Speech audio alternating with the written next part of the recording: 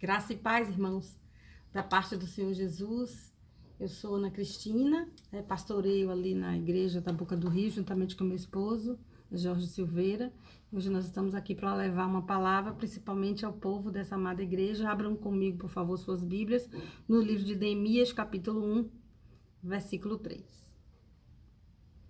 Aqueles que sobreviveram ao cativeiro e estão vivendo lá na província, passam por grande tribulação, privação e humilhação. Senhor, essa é a tua palavra viva e eficaz, poderosa, mais cortante do que espada de dois gumes.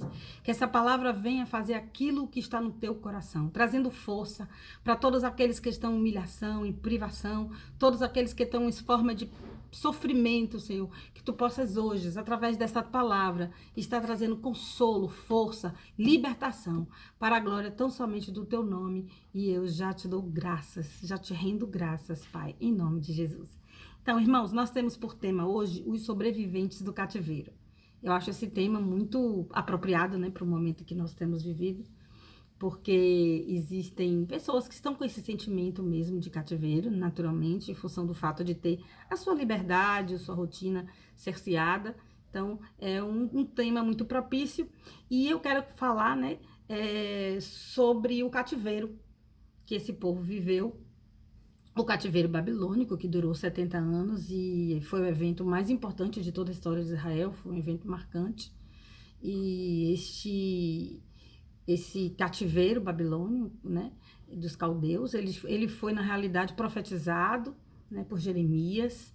Lá em Jeremias 25, ele fala do grande sofrimento que o povo de Deus teria, porque o povo de Deus estava abandonando a ele, estavam frios na fé, estavam colocando outros deuses em seu coração, e por muitas situações, né, para ser mais direta, pelo pecado do povo. Então, o Senhor havia profetizado, existiram profetas durante o exílio e também depois do exílio, né, babilônico, mas foi profetizado claramente pelo profeta Jeremias que haveria esse dia, que não lutassem contra a Babilônia, porque eles seriam presos. E enfim, esse dia chegou e foi de grande tristeza. E esse versículo aqui, Neemias, fala dos sobreviventes. E é essa palavra que hoje nos chama mais atenção no nosso texto, né? Sobrevivência. Sobrevivência ao cativeiro, sobrevivência às situações difíceis. Então, nós vamos falar aqui justamente sobre o cativeiro babilônico, com o sofrimento do povo, como se libertaram, como se processa a libertação, né, do cativeiro, falando também um pouco sobre essa questão da resiliência, né, da superação, o que é que faz uma pessoa ser resiliente, e enfim, como é que nós alcançamos essa saída, essa libertação, essa vitória sobre todo e qualquer cativeiro. Bom, aqui nós já pontuamos que se trata desse cativeiro babilônico, que durou cerca de 70 anos, né? Foi quando Nabucodonosor, ele invade Jerusalém, e aí ele destrói praticamente Jerusalém, ele destrói o templo, leva cativo o povo, e na verdade quando ele leva esse povo cativo, são três vezes que ele faz esse movimento de levar o povo, né? Durante 3 vezes, até que há praticamente um esvaziamento, e quem fica realmente ali são os povos mais pobres, aqueles que não tinham nenhum sinal de nobreza, aqueles que não tinham sustento, e esses poucos são deixados ali justamente para que a cidade não se transforme em mato, não fique abandonada. Mas ficam nessa situação de ruína, né, sem muros a cidade, praticamente toda destruída, a cidade sem o templo. E então existiram, na verdade, 2 tipos de pessoas que estiveram sofrendo por causa do cativeiro dos caldeus. O primeiro que foi aqueles que saíram, né? Aqueles que 3 vezes foram deportados, essas 3 deportações. Então, eles sofreram ali, sofreram numa cultura diferente, eles não podiam cultuar os seus deuses, eles não tinham o seu templo. Mais adiante, começou a construção de algumas sinagogas, mas realmente eles não tinham liberdade de culto, eles eram escravizados e viviam em pobreza, em tristeza e com muita saudade de Sião. E a outra parte dessas pessoas que também sobreviveram ao cativeiro foi aqueles que ficaram ali na terra, a terra devastada, com extrema penúria, e esse povo ia aos templos em ruína, e ali eles adoravam a Deus, mesmo no templo em ruína, e eram ruínas, não havia pedra sobre pedra, não havia altar, não havia nada que caracterizasse um templo, tampouco sequer havia uma cidade, porque ela também tinha sido destruída pelo inimigo caldeu.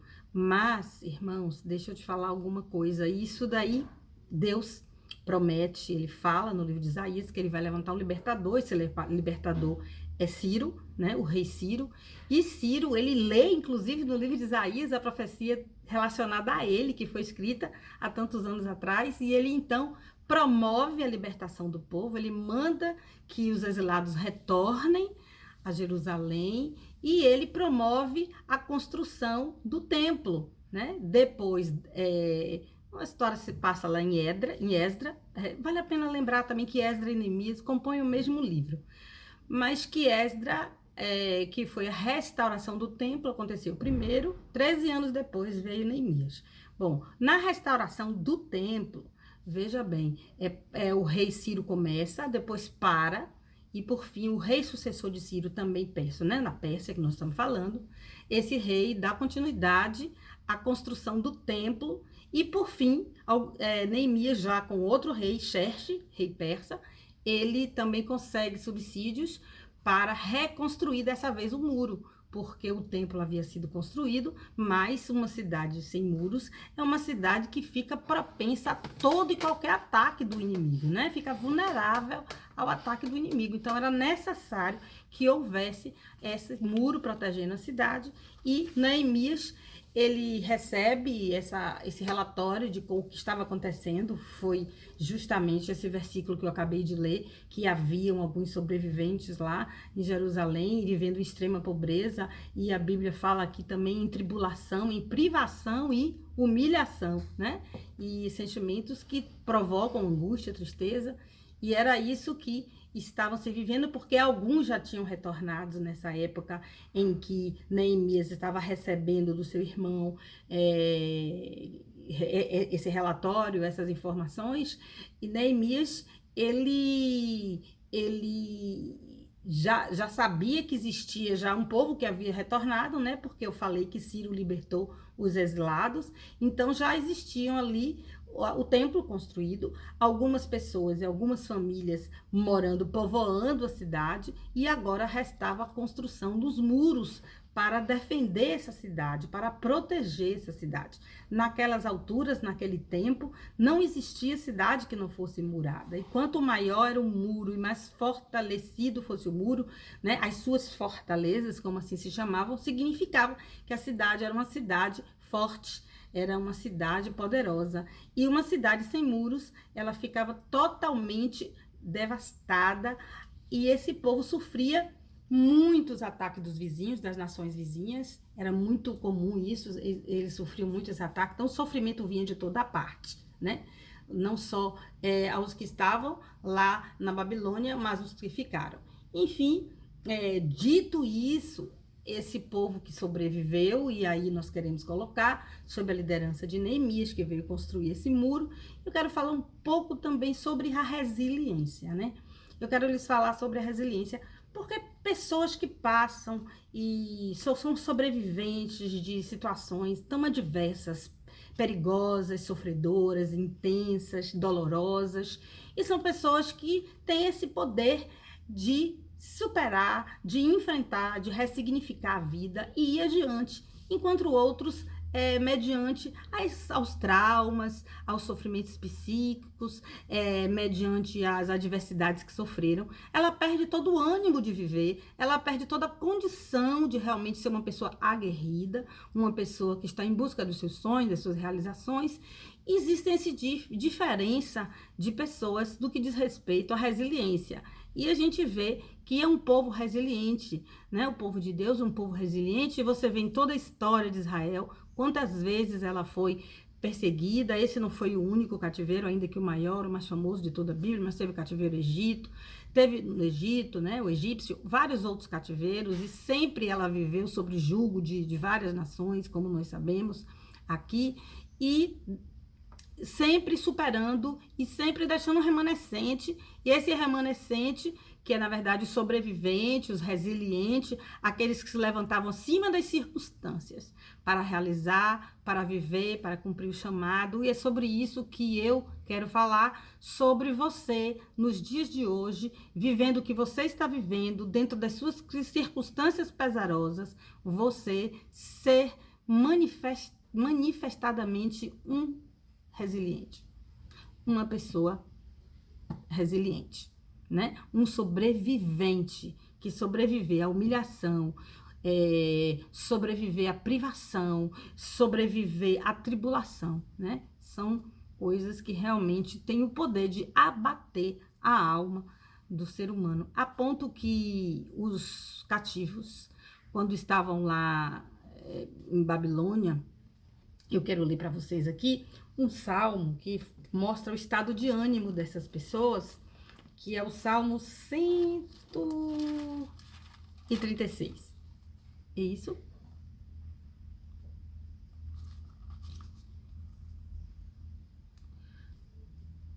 O Salmo 136.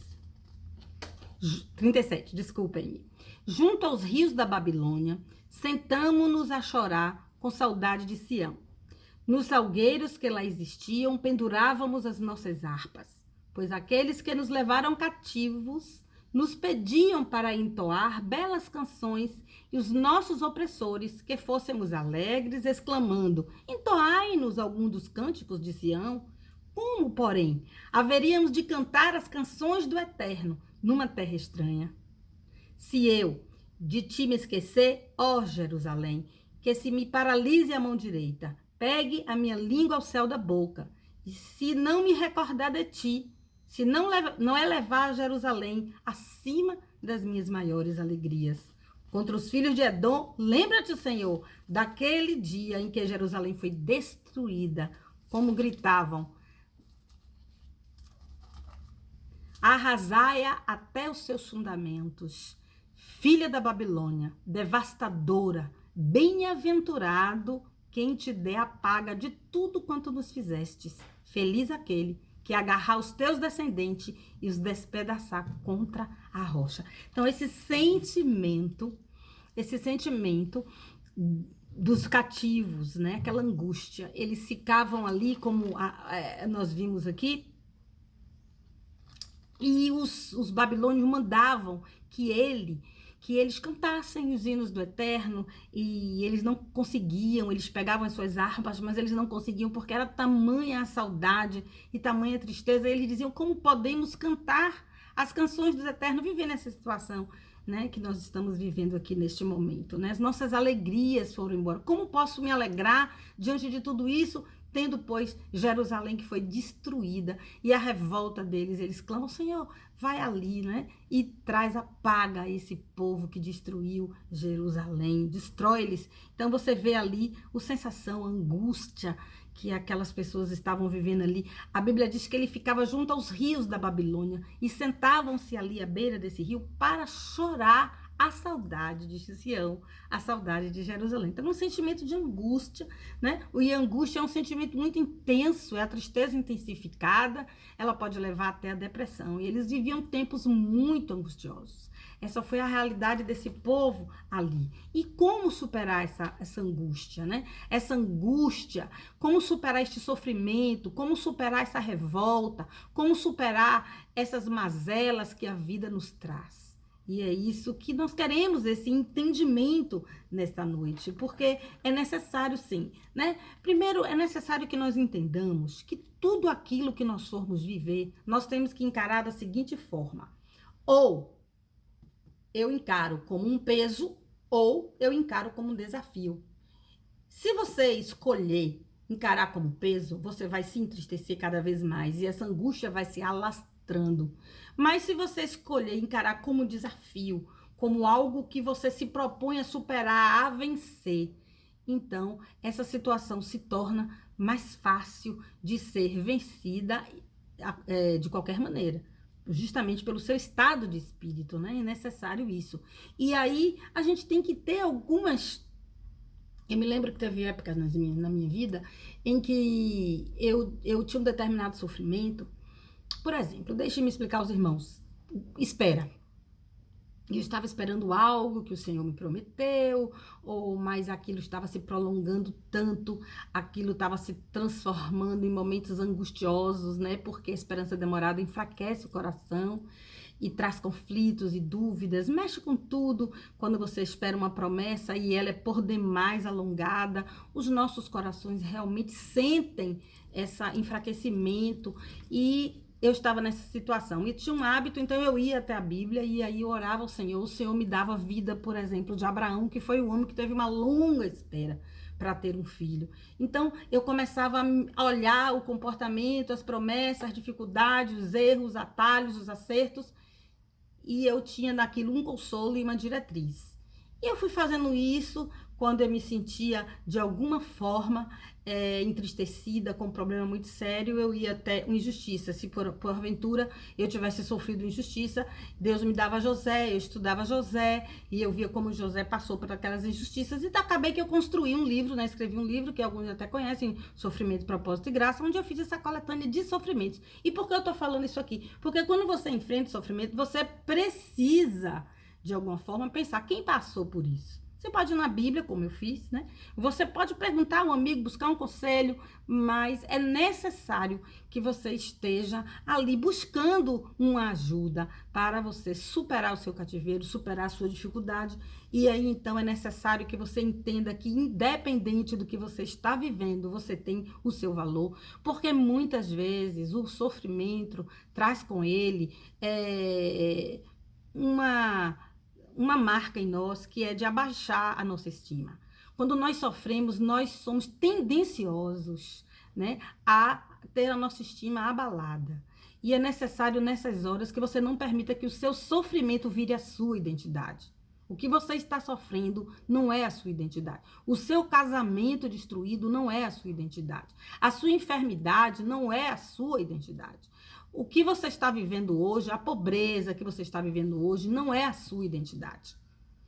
A sua identidade está em Cristo. E é em Cristo que você vai encontrar o verdadeiro valor para que você possa ter uma identidade saudável, uma identidade que possa lhe dar esses subsídios para ter essa personalidade resiliente, não é? Então, a resiliência, gente, é um termo que ela veio emprestado da física. Significa que é você colocar um material e colocar aquele material sobre muita pressão, e depois que aquele material física, né, ele sair daquele estado da pressão, ele se encontrar normal, como antes dele passar por esse movimento de ser amassado, de ser pressionado, de ser na tentativa até de destruí-lo, e ele retorna ao estado dantes.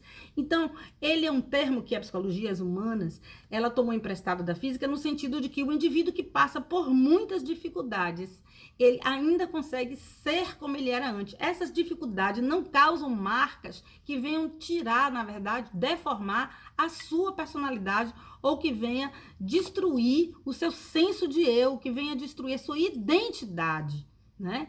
Isso tudo, e se a pessoa pode, de qualquer forma, passando por tudo, ele ainda consegue ser uma pessoa como ele era antes de todos aqueles acontecimentos e viver sua vida e levar sua vida adiante. Por que eu digo isso? Porque existem acontecimentos, existem traumas, existem sofrimentos que existem na vida da gente, que se nós não procurarmos colocar ele no passado, ele vai viver o tempo todo em nossas vidas como se fora presente.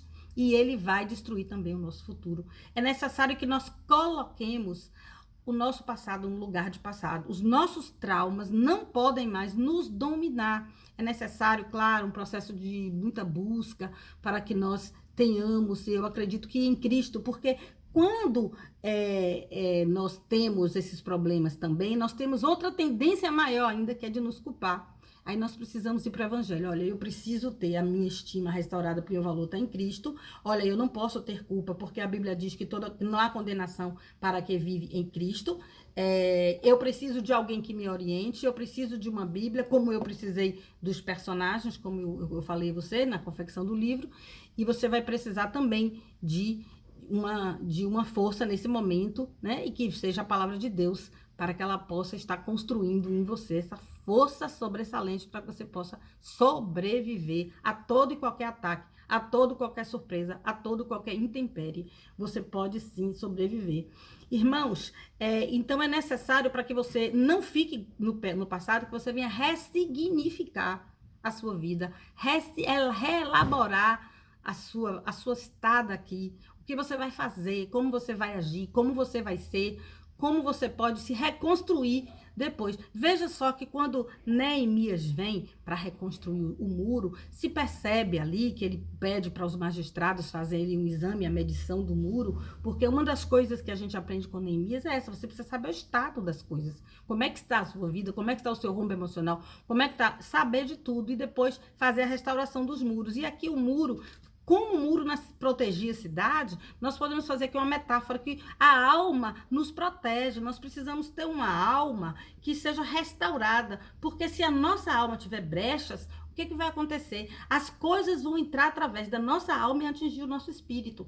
Na produção aqui, quando eu falei da reconstrução do templo, que começou ali com Zorobabel e o escrivão e sacerdote Esdra, o que aconteceu ali, irmãos? Primeiro, de forma simbólica, o templo representa nós, né? O templo do Espírito Santo. Nosso espírito humano precisa ser regenerado. Então, a prioridade foi essa, a restauração do templo. Você foi restaurado no seu espírito e agora a sua alma. A sua alma, ela vai agora ser simbolizada com o muro. E o muro tem as suas brechas. E quando a alma tem as suas brechas, esse seu passado, esse trauma, essas dificuldades, tudo aquilo que foi destruído, as ruínas, elas precisam ser reformadas, restauradas. A sua vida precisa ser ressignificada. É preciso que tape essas brechas. Essa brecha que traz um monte de sentimentos e emoções negativas que não fazem bem nem a você, nem aos seus relacionamentos. Então, o trabalhar com essas muras, com essas emoções, né, com a restauração da nossa alma. E como é que nós restauramos a nossa alma? Através da palavra de Deus. Nós renovamos a alma pela palavra de Deus. Da mesma forma que regeneramos o nosso espírito humano através do Espírito Santo. Então, irmãos, essas portas e que existiam ali naqueles muros estavam abertas lá na cidade de Jerusalém. Elas estavam sem ferrolhos, elas estavam quebradas, podiam entrar e sair, elas não serviam para vedar, elas não serviam como uma porta. Elas estavam quebradas, elas estavam destruídas. E uma das coisas que compõem esse muro que nós falamos, que representa a nossa alma, a nossa psique, também são as portas segundo o qual nós permitimos que as coisas entrem nas nossas almas, né? Que entram no nosso interior. E essas portas falam de vontade, porque a porta eu abro para quem eu quero, eu fecho para quem eu quero. Eu tenho que ter esse controle do que eu quero que entre e do que eu quero que seja barrado, para que não venha fazer parte da minha história e contaminar o meu ser. E na maioria das vezes, para nós cristãos, nós sabemos que o que contamina e que destrói com a entrada na nossa alma é justamente o pecado, porque o pecado tem esse poder de arruinar, esse poder de destruir. Então, mas qualquer sentimento negativo, qualquer companhia, tudo aquilo pode atingir a nossa alma. Nós temos que saber usar essas portas que vai até a alma e que elas chegam através das sensações, do mundo das sensações, do mundo físico e que penetram pela nossa alma e que querem chegar até o nosso espírito regenerado. Essas portas, elas precisam ser restauradas e essas portas, elas falam de vontade, ela fala de poder de decisão, ela fala disso. Então, nós precisamos ter uma vontade fortalecida, uma vontade enriquecida. Se eu estou com as minhas portas derribadas, significa que a minha vontade está enfraquecida. Então, olha só como esses muros da cidade de Jerusalém, pode ser você com seu templo, com seus muros, com suas portas. Ali havia fontes próximas às portas, que se refere também à água, né? A água, a palavra de Deus. A palavra de Deus. E naquelas cidades em guerra tinham aquelas fontes, porque quando as setas inflamadas vinham do inimigo, elas eram colocadas nessas fontes e eram apagadas. Quando nós recebermos essas setas inflamadas, recebermos essas coisas que vêm do mundo exterior, nós precisamos da água da viva, da palavra de Deus, nessa fonte inesgotável de vida, para que nós possamos, então, apagar tudo aquilo que vinha entrar na nossa cidade, que vinha entrar no nosso santuário, que ia entrar na nossa alma, e nós temos que impedir que isso aconteça. Então, as fontes também foram restauradas através da liderança de Neemias, com todo aquele povo, todas aquelas famílias que retornaram ali para Jerusalém. E tinha também, além das fontes, as torres. As torres eram muito importantes, porque naquele tempo as torres ficavam altas e quando subia alguma pessoa ali, era para fazer a vigilância do local. Se houvesse alguma fumaça de inimigo, automaticamente o povo era avisado, o exército era levantado, as pessoas se protegiam, porque havia uma torre de vigília. Da mesma forma, nós precisamos estar atentos àquilo que quer entrar nas nossas almas, as forças que querem penetrar nas nossas almas, aquilo que vai de encontro ao que Deus estabeleceu por vontade dele nas nossas vidas e que nós conhecemos através da palavra dele. E nós precisamos que essa torre nos avise. Nós precisamos, então, muito antes que o inimigo chegue, nos preparar, nos defender, né? É muito necessário que haja isso. É necessário, você precisa muito de discernimento para ver aquilo que pode realmente fazer mal, para fechar as suas portas, para você se guardar. É toda uma tentativa, e aqui é uma ilustração da cidade, dos muros, com a nossa alma, para que nós possamos entender de forma mais clara o que se passa conosco. E mais ainda, eu acho interessante que esse povo sobrevivente, esse povo que superava, esse povo que tinha metas, esse povo que ele precisava de muitos artifícios para que ele conseguisse vencer, né? Eu quero lhe dizer que isso me lembra dessa angústia desse povo, me lembra muito Lucas 22, quando Jesus tem aquela angústia de morte. Porque esse Salmo 137, ele me fala muito dessa angústia, o que eu acabei de ler para vocês. Um povo muito angustiado. Isso me leva a te mostrar aqui na Bíblia que Jesus também teve a agonia dele. Jesus também teve a angústia dele. Quando ele veio aqui na terra viver como homem, ele abdicou de sua deidade. Ele abdicou a sua glória no céu. E ele veio como homem. E ao vir como homem, ele sofreu angústias. E aqui a Bíblia diz, no versículo 44 do livro de Lucas, olha o que a Bíblia diz. Com Jesus, e em grande agonia orava ainda mais intensamente, e aconteceu que o seu suor se transformou em gotas de sangue caindo sobre a terra. Jesus estava a poucas horas de ser crucificado, estava ali no Getsêmani, quando ele foi preso para ser levado até a crucificação. Antes ele foi julgado pelos judeus e depois posteriormente por Roma, e enfim ele foi crucificado. E ele sabia que tudo que esperava ele sabia desse grande sofrimento. Então a Bíblia diz que ele estava em grande agonia, Imagine só, a agonia era tanta que o seu suor transformou-se em gotas de sangue que pingavam ali na terra.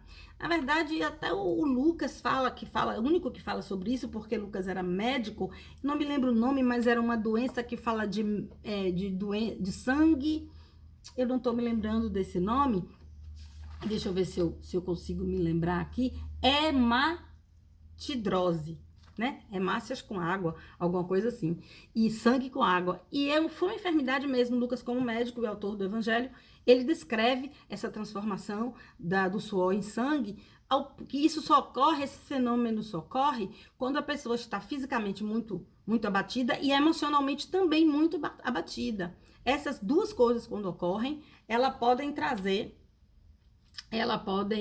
esse fenômeno, né, que é essa transformação do suor em sangue. E Jesus faz o quê? A Bíblia diz que quando ele sente essa grande agonia, orava ainda mais intensamente. Eu não conheço. Eu não digo uma oração religiosa, uma oração dogmática, uma oração formal, mas eu digo de você abrir o seu coração para Deus e pedir a Ele o que você precisa e orar ao Senhor com toda a sua alma, né? E ali intensamente você fazer aquela oração. Quantas vezes essa oração vem e ela lhe acalma no profundo da sua alma? Quantas vezes você está vivendo uma situação de desespero, de humilhação, de penúria, uma situação como essa, de cativeiro, que nós acabamos de ler, que muitos vivem também, e que diante de toda essa situação, é através desse orar intenso que o próprio Jesus, o Filho de Deus, precisou fazer, né, para restaurar as suas possibilidades para encarar a Via Crucis e para encarar a cruz. Ele precisou dessa oração para vencer a angústia, para continuar o labor dele aqui. E nós precisamos disso, dessa oração, nesses momentos de fraqueza. Nós temos que ter consciência de tudo isso que nos envolve, de como tratar com a nossa alma, de como vigiar, de como tratar com as nossas angústias. Nós conhecemos a história do povo de Israel, a gente vê o que acontece quando ele se afastava de Deus, a gente vê o amor de Deus através dos cativeiros da história, a gente tem uma compreensão plena quando nós estudamos tudo isso. Mas, acima de tudo, fechamos aqui e concluímos com Jesus de que forma a oração, ele venceu a maior angústia que na terra um homem pode ter, que foi essa angústia que ele viveu da crucificação, porque ele se separou espiritualmente de Deus. Ele fala na cruz: Senhor, Senhor, por que me desamparaste? Ele estava separado de Deus porque Deus não habita com pecado. No momento que os nossos pecados foram sobre Cristo, ele tem um afastamento espiritual de Deus. A alma dele estava dessa forma, absolutamente angustiada. As emoções dele estavam extremamente negativas. E o que é pior, o seu corpo também estava vivendo uma deficiência física muito grande. Ele estava sem se alimentar, ele estava fisicamente abatido, ele tinha andado muitos quilômetros com uma cruz nas costas, ele não tinha dormido, ele foi açoitado, ele foi escorraçado, ele já veio da vigília ali no Getsêmano, ele não tinha dormido ainda. Então, e sem contar que Jesus já tinha vindo de uma maratona de viagens pelas cidades ali fazendo cura, ele estava com o corpo dele desgastado, porque Jesus veio em forma de homem. Jesus veio em forma de homem. Então, a triunidade de Jesus, alma, corpo e espírito ali, estava completamente abalada. E como foi que ele conseguiu vencer tudo isso? Diz que ele ainda orava mais intensamente. E é isso que nós temos que fazer. Eu não consigo dar conta de alguma coisa, eu vou orar, o Senhor vai me fortalecer. A minha vontade está enfraquecida, então eu tenho que orar, sabe? Eu tenho que agir, eu tenho que viver plenamente, eu tenho que aceitar as circunstâncias, eu não posso viver o tempo todo enfatizando as mazelas que a vida me trouxe, eu tenho que olhar para frente, eu tenho que orar intensamente, eu tenho que fechar as brechas que compõem as amarguras da minha alma, eu não posso viver como uma pessoa amarga não tem amor, é necessário o amor para ser resiliente, porque a amargura tira a alegria, você não consegue ver os outros com bons olhos, você se torna uma pessoa dura, uma pessoa crítica, a amargura, ela tira a docilidade da vida. Então, esses conceitos todos que eu falei aqui, baseados nessa história, baseados no exemplo de Jesus, baseado naquilo que a gente conhece de ser humano, é o que nós temos que juntar isso tudo para que nós possamos ser pessoas resilientes, né? Pessoas sobreviventes, porque não pense você que as coisas, no que diz respeito aos planos de Deus em relação à humanidade, elas vão se tornar perfeitas, porque a Bíblia diz que quanto mais se aproxima o tempo da volta de Jesus, mais os sinais eles se aclaram, e sinais esses de fome, peste, terremoto, e na igreja o amor de muito esfriará, são muitas coisas. Então, veja só, as situações, elas podem não estar correspondendo às suas